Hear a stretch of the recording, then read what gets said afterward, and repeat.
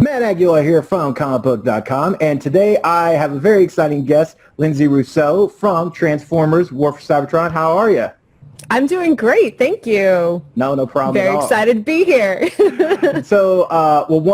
But before things even got started, we have a mutual appreciation for Captain Marvel, so things are already good. I know, totally not planned. We've never talked about this. No. Matt Aguilar here from comicbook.com, and today I have a very exciting guest, Linsay Rousseau from Transformers War for Cybertron. How are you? I'm doing great, thank you. No problem at all. Very excited to be here. But before things even got started, we have a mutual appreciation for Captain Marvel, so things are already good. I know, totally not planned. We've never talked about this. No. So that's already, this interview is already great. Let's talk about Transformers, because the new trilogy from Netflix looks gorgeous. It's just from the footage that's already out there. It looks beautiful, and you will be playing ELITA-1. Yes, that is correct. Who has had a very interesting history kind of throughout Transformers comics and animated series, now really it feels like we're kind of getting essentially a much truer version to the character that it was in the original animated series. The original, and I think even from the comic books. Definitely. It's really just kind of a reward for longtime fans who have seen many interpretations of the character. But getting into kind of before you got the role, were you a big Transformers fan kind of before you got the role? I was. I mean, obviously, I enjoyed Transformers. I, collected them a little bit as a kid, watched a bit of the series, but I was never a huge, fanatic, I guess you would say.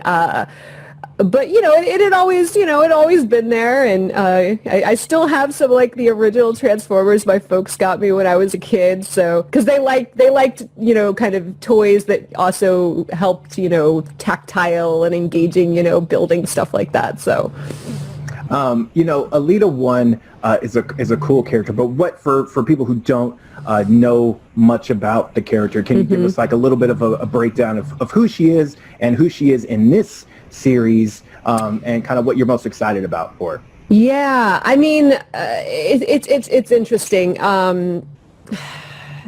Sometimes she's kind of has devolved into, she's the love interest of Optimus, but for me it goes far beyond that. I mean, in my personal opinion, she taught Optimus everything he knows. She is a soldier. She is a powerful warrior. She truly cares about her people, about the other Autobots, and about protecting them. She has just spent her entire life fighting to protect people, or Transformers, from the Decepticons. And she, in her own right, has kind of, led a lot of the troops in the wars and the battles, between the Autobots and the Decepticons. And yes, she has been a love interest of Optimus Prime, but, the way I see it, it was kind of, a partnership of equals. He has always been kind of the face of the leadership of the Autobots, but I really firmly believe he would not be able to have done all the things that he did without ELITA-1's support, both as a warrior and a strategist, throughout all the different iterations of her, which I think are a little better fleshed out within the comic books.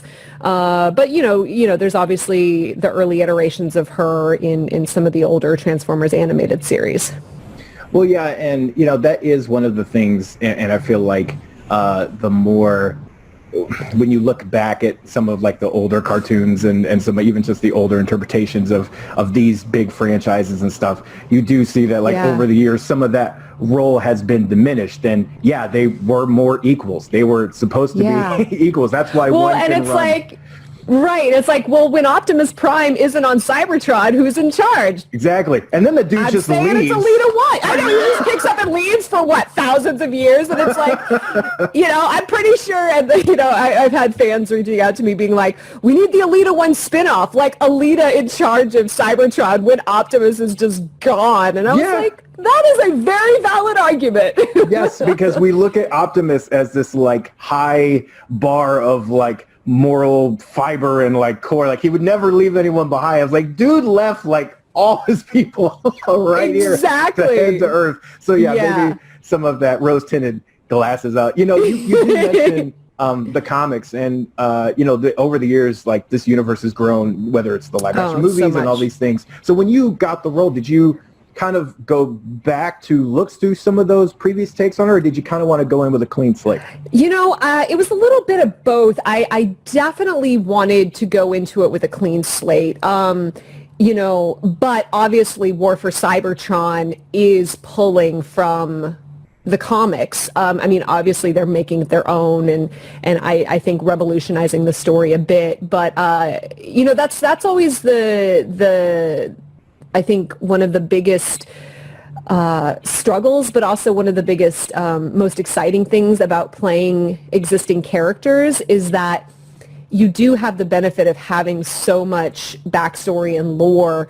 But I think, especially with ELITA-1, because she hasn't been in digital form or as much as some of the other Autobots. I mean, people are going to constantly be comparing Optimus and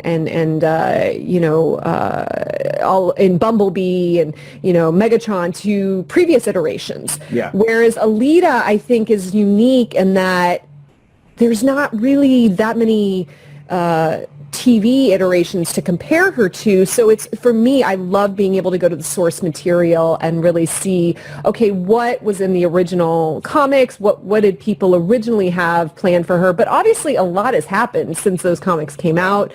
And I feel like, the story that they created for War for Cybertron is very fresh. It's very modern. It's still being true to, previous stories and what, fans have always loved about Transformers, but it really fits for today. And, F.J. DeSanto, I feel like, has done an amazing job. And then, of course, all the folks at Rooster Teeth and Polygon Pictures, their art blows me away. I remember when, and I haven't seen the show, but I remember when they showed me a real click animatic a while back. I was just like, this art is amazing, and it's really gonna make it, I think it's really gonna make it feel kind of grittier and darker, which is kind of the type of animation I really like. And then, the music, the composer, the voice director, Phil Bach, was amazing. And so I'm very excited to see what happens and how this all comes out, but I'm pretty sure it's going to be amazing. Well, and, you kind of touched on it that, it's going to fit this, really cool part of the overarching story for like longtime fans. But, it's one of those things, right? Every game, every comic is like someone's first. And this will very much, especially being on a platform like Netflix, especially right now, where people are just looking for content. You're going to get a lot of new people that maybe give Transformers a chance or hadn't been around the franchise for a minute. Absolutely. Is it new friendly? Is it like someone can like hop in and oh my gosh, yes. Again, it's one of those things, we all have our fandoms. Like, I love Doctor Who, and I love, a lot of the Marvel stuff. And, it's really fun to see new iterations, but then there's always those Easter eggs that the true, the diehard long-term fans are like, oh my God, I remember that from, Tom Baker Doctor Who, and they just brought it back with Jodie Whittaker. This is amazing. But new fans can still enjoy the new iterations without having all of that, context. So I really do think that this is something that new people can really jump into. And for me personally, I feel like for a very long time, we had this dichotomy between girls shows and boys shows, and girls toys and boys toys. And, I think a lot of times Transformers kind of fell under that category of, oh, that's a boys show. Yeah. Those are boys toys. We have the fembots, which always seemed very separate from the rest of the Autobots, which always drove me crazy. I'm like, No. So I really think with this version of Transformers, everybody can enjoy it. You know, there are amazing female characters and there's amazing male characters. I mean, they're giant robots. So Yeah. I really want to, you know, and I've had a lot of women reach out to me on Twitter. Oh my gosh, we're so excited. I'm going to watch this with my daughter. And that just makes me so happy. They announced the ELITA-1 toy today. It's going to be, you can pre-order it through, you know, Walmart exclusive. And I was like, yes, we get an ELITA-1 toy. So, because that's always, you know, being an issue too, is like you have these amazing female characters in fandom. And kind of like when Last Jedi came out, it's like, where's Rey? You know, where are the toy representations? And, you know, kind of that idea that, well, girls don't play with, boys don't play with girls' toys and girls. And I love that we can get rid of that and just enjoy the fandom as a whole. Yeah, no, I feel like thankfully that is changing so much in the last, like, we'll even say 2 years. I mean, Power Rangers had the same thing.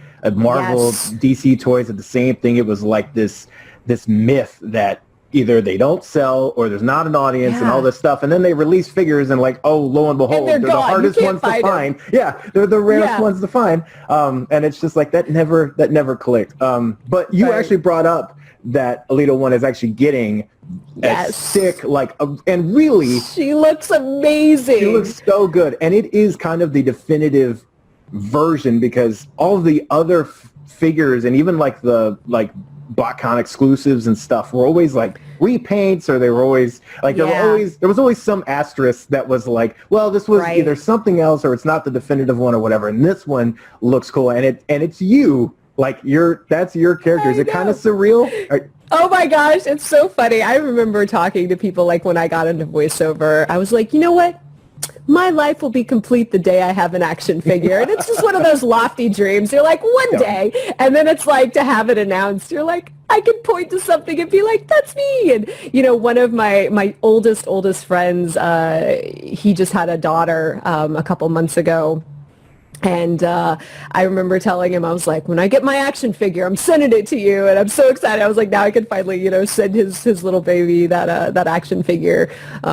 So it really is kind of surreal to be able to look at something and see that is a representation of something that you've done. And like you said, these toys, and I think Hasbro and Rooster Teeth and Netflix did a really great job of not just repainting, of, you know, taking what Polygon did with the animation in the show and making these action figures representative of that very definitive specific style. I mean, if you just look at the color job on ELITA-1 in this new release, it's a very different feel. I mean, it's still got, you know, you can still recognize that it's her, but it definitely has a different feel to it that I think better fits with the new Netflix series.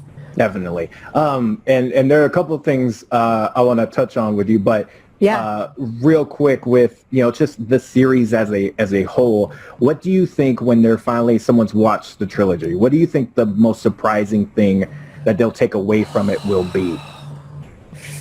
That's hard because I haven't seen it.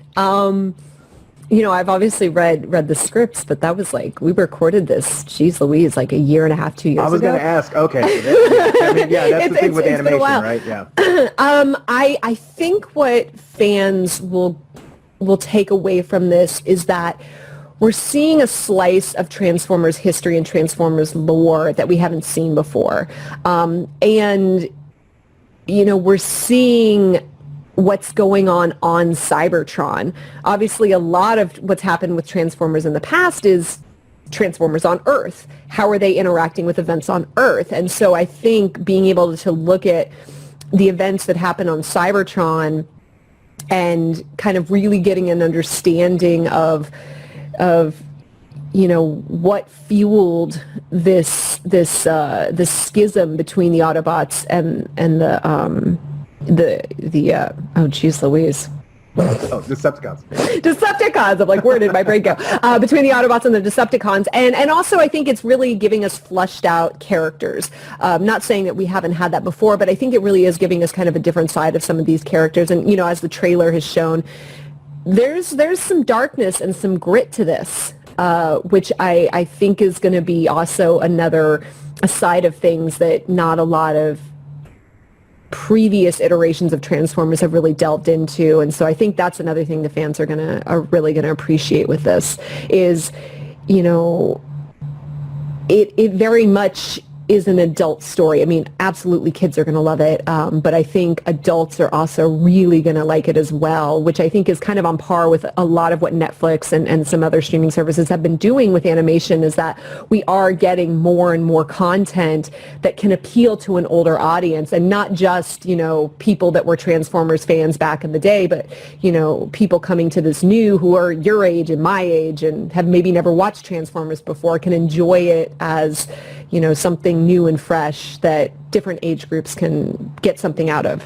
Absolutely. Well, okay, so I have a feeling I know the answer to this one. I'm still going to ask it. Okay. So if you could take, if ELITA-1 could have a crossover with any Marvel or DC character in a comic series or an animated show or a movie, who knows? But if any kind of crossover, who would that character be? Oh my gosh. Well, I love Captain Marvel. So, I mean, that's a given. If we could have like ELITA-1 and Captain Marvel, who are both, I mean, she was, you know, Air Force, but, you know, who are both legitimate, like, soldier, you know, service people, whatever you want to call it. Super powerful, badass. They're leaders. You know, they have led troops. They have led teams. I think that would be an amazing crossover. And I also would be very interested to see, just because, you know, timey-wimey, if, like, you know, the 13th Doctor just happens to, like, pop over to Cybertron, and, you know, it would be like a buddy cop show. I feel like ELITA-1 and the Doctor. I mean, I think that would just lead to some, like, hilarious, you know, escapades. That's one that I don't, well. Like, as you say it, I don't actually understand why it hasn't happened. Right? If we can have Daleks, we can have Transformers. Yes. That's what I'm saying. And, you know, again, God. Doctor Who can go anywhere. Who's to say Cybertron doesn't exist somewhere in the Whovian-verse? You and know? How can you not have a transforming TARDIS? Right? I mean, I have a TARDIS collection. Like, I know. Like, I literally collect TARDISes, and I was just like, if you could have a Transformer TARDIS, I would. I don't know. It's like, is that like a Rubik's Cube? I don't know. Oh, my God. That's amazing. Yes, that needs to happen. Yes, we will, okay. we will do our best. I'm putting that out there. BBC, Hasbro, let's make this happen. Because that toy would sell out immediately. Right? I mean, it's money. Yes. So if we can get the licensing stuff fiddle faddle. We can get the licensing stuff figured out. It's be great. There we go. And that brings us to, you know, because it's such a cool voice acting is just such a cool film. I'm always fascinated by it. And because now with Transformers, did you most are done like by yourself, like you're not with the rest of the cast, you're not with the rest of the group. Was that the same way with ELITA-1? Absolutely. Okay. That's absolutely the case. It's very rare, and it is genuinely a luxury to be able to do a group cast recording. It's still done with some of the bigger animated shows, but for the most part, everything you do is by yourself. And I didn't even know, I mean, we had to sign such secure NDAs, obviously. I didn't even know who else was in the cast until it was announced, you know, back in April at New York Toy Fair. And it turns out one of my friends is in the show, and a couple other people I knew were in the show. But yeah, we didn't have any idea who anybody else was. We just knew us. We knew our voice director, Phil Bach, and that was pretty much it. So absolutely everything within voiceover for the most part, and I do a lot of video games as well, is it's just you in a booth and your imagination and an amazing director. Well, and so it makes total sense then that you're also a tabletop gaming fan. Yes. As am I. And I feel like... Can you tell? My little details. Yes, right? It's, man, there's... even without signals, there's just like an aura. Like there's just the thing of like when you meet, it's like when you like signal the flare and you can see another tabletop person. You're like, oh, you're a tabletop gamer. I know you. Right. And so right now with like everything that's going on, you would think that it would actually hurt, you know, tabletop, because that's one of the biggest things. Like you're all in a room, you're all in a place, you're all vibing off each other and throwing dice. But I feel like in some weird way, this whole virtual only place that we're all in has actually made it more Yeah, D&D has been my lifeblood. I mean, I've always, I had my ongoing private game that I've been doing for years and years here in LA. But about, geez Louise, has it been 2 years? I started streaming for a D&D streaming network called Fabled 42. And that's always been remote streaming. But over the past year and then the past like 6 months or so specifically, we've been adding different games. We've been giving we've been connecting with other people and showing them how we do it. We're working on some how-to videos right now on like how can you game virtually, because there's so many different options for it. And because people, unfortunately, a lot of people have more time on their hands.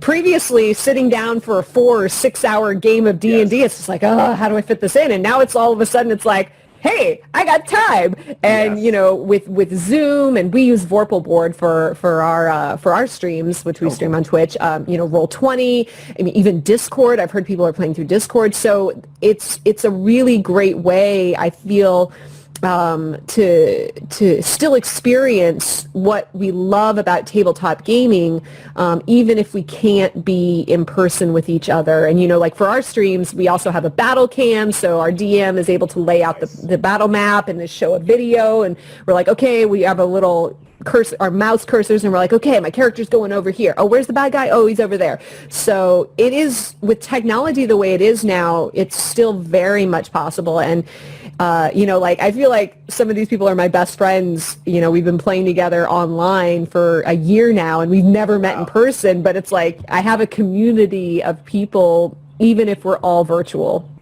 Well, so you've got the setup, and it feels like Transformers has had some great video games, but not as many in the tabletop setting. It hasn't had a lot of, like, you would have thought like a miniatures game would just be around at this point, but it's not really one that's taken hold. And there have been fan-made systems for D&D and Pathfinder, but they're not like officially released or anything like that. So it's kind of been like this franchise just feels like it's just waiting for someone to really adapt it. If you could adapt Transformers into a tabletop format, what would you make it? Would you make it a Star Wars Legion style miniatures war game? Would you do straight up a system where you could adapt to, Pathfinder or D&D, or would you do like, a more cooperative based board game like some of the stuff IDW does? That is such an interesting question. I really have to think about that. I mean, it's funny, we've been talking about this on the network about like, hey, let's do some one shots, like let's do a Fallout one shot, and let's do there's a new Aliens one shot coming out from what is it, Freedom. I know I'm blanking on the name of the company right now, but they're working on an Aliens one shot, or I'm sorry, an Aliens tabletop game.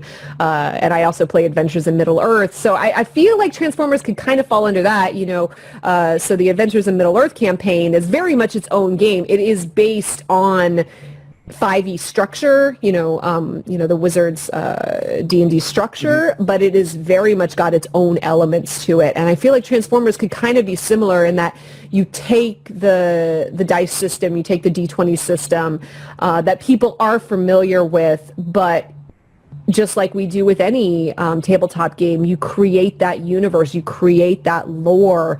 And obviously with Transformers, you have so many race class systems that you could create, and because they are able to travel through space, you don't have to be confined just to probably Cybertron. I mean, you could kind of like with the Star Wars tabletop game that's out there, you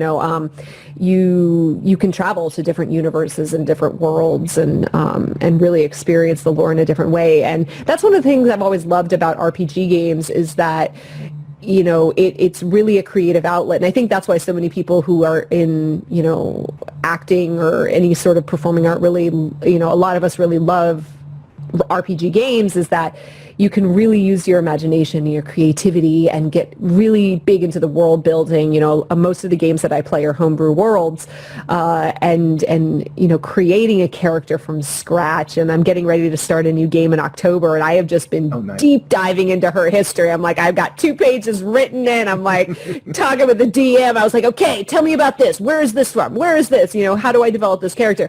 So I feel like the other thing that's nice about when you take existing properties and turn them into tabletop games is that it's a new way for fans to be able to engage with that lore that they already love and feel like they're a part of the storytelling process. I mean, you have everything that's been created for you, but then you just get to make these new stories on your own, and it's still, like, again, Adventures in Middle-earth, which we're playing, we are still within the world. We are in Tolkien's world. It you know, time-wise, it takes place within, you know, like I think it's like 50 years after Smaug has been killed. So we are within the world. We're running into characters that are part of this, but we are telling our own story, our own journey with our own characters. And I find that really exciting to be able to combine. And, you know, it's always kind of it's like a geeky pleasure when it's like you're adventuring down the earth and all of a sudden there's Gandalf and you're like, oh, this is amazing. And we're referencing something that actually happened in the books, but then we go off and do our own thing. And I think Transformers could be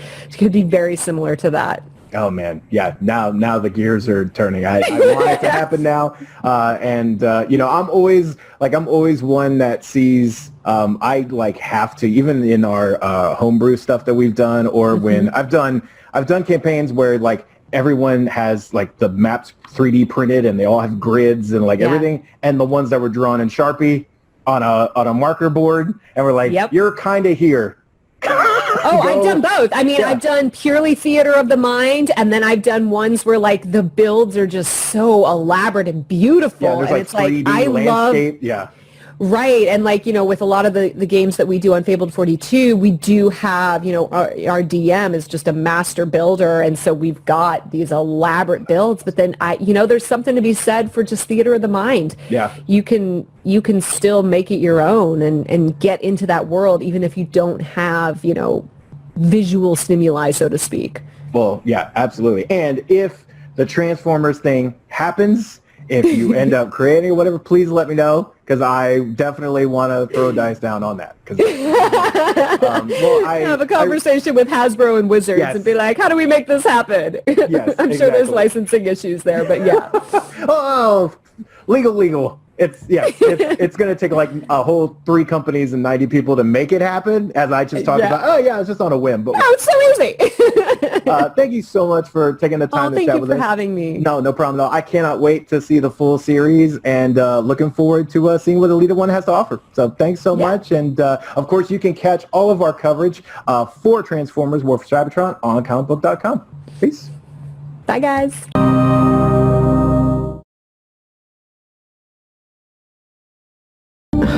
Ni siquiera yo estoy totalmente segura de la respuesta. Pero tengo una mejor pregunta para ti. ¿Por qué los Decepticons están aprisionando a los de su propia especie? Es verdad, pero algo cambió. Los Decepticons viven de la guerra. Megatron necesita un enemigo para sobrevivir, y ya que casi erradicó a los Autobots, se volvió contra los suyos. Son ciudadanos y son cibertronianos. No podemos olvidarnos de eso. La libertad es derecho de todos los seres conscientes. Debemos mostrarles que hay otro camino, Jetfire. Aún así, continuaremos liberando a todos los prisioneros que encontremos en nuestro camino, porque somos Autobots y es nuestro deber.